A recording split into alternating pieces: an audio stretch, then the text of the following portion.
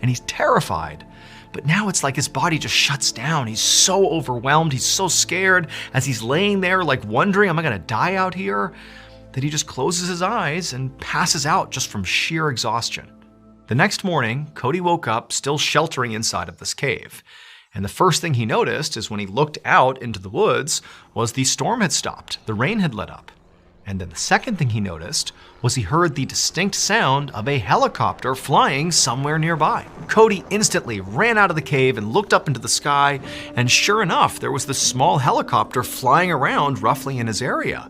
And so using some of his Boy Scout training, he pulled off his belt and he used the metal buckle of his belt to reflect the sunlight back up at the pilot to get the pilot's attention. And it worked. He got the pilot clearly to notice him, and before long, he noticed the pilot hovering down lower and lower right over the tree line, looking for a place to land.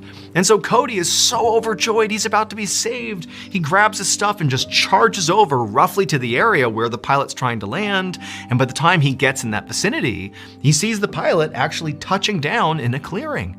Cody can't believe it. It's only been one day and he's been found. And so Cody runs over to the helicopter, throws the door open, gets inside, and the pilot just turns around and says, "Good morning." And Cody, at first, doesn't really register what's happening here. He's only just completely relieved that he is going to survive.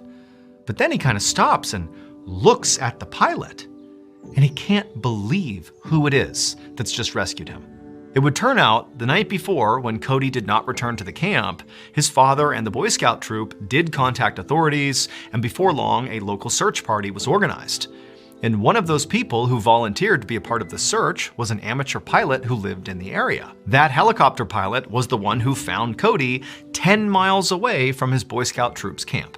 When that pilot reunited Cody with his father, Cody's father naturally assumed that, given the trauma of the last 24 hours, that Cody would not want to rejoin the Boy Scout troop and continue this camping trip, that he would want to go home. But instead, Cody said, no, I want to go back to the Boy Scout troop. I want to sit there and tell them what happened to me, because now I have a campfire story that they are not gonna believe. Cody had trekked 10 miles through the wilderness all alone, spent the night with bears out in a cave somewhere in the middle of a storm, and then ultimately got rescued by this amateur helicopter pilot who happened to be, at the time, one of the most famous people in the world. The amateur pilot was the actor who had played Han Solo in Star Wars, he was Indiana Jones, and had starred in several other major blockbuster movies. It was none other than Harrison Ford.